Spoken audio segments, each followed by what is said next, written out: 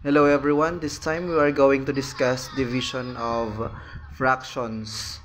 We have an example 12 over 15 divided by 8 over 10, and we are going to use the keep, change, and flip method.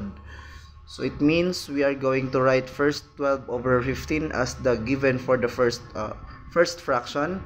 When we say change, it means we are going to change the operation into multiplication. And when we say flip, it means we are going to identify the reciprocal of the second fraction, which is 10 over 8, and then we need to proceed to cancellation method. So we have 5, 15 divided by 5 is 3, 10 divided by 5 is 2, and 2 and 12, 8 and 12 we have 4, 2 and 3.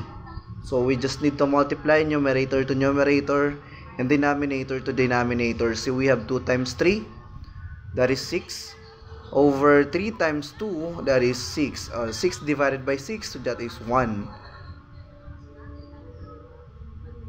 Okay, so for the next problem, we have 12 divided by 1/2 divided by 4. This time we have 3 given fractions. We have 2 whole numbers and we have 1 fraction.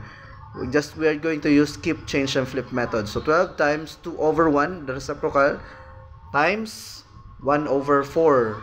So we're just going to apply cancellation method. 12 and 4, we have 4. So 4 divided by 4 is 1. 12 divided by 4 is 3. 3 times 2 is 6 times 1 is 6. 1 times 1 is 1. Or the simplest form, or the answer is 6. So that's how we are going to divide fractions.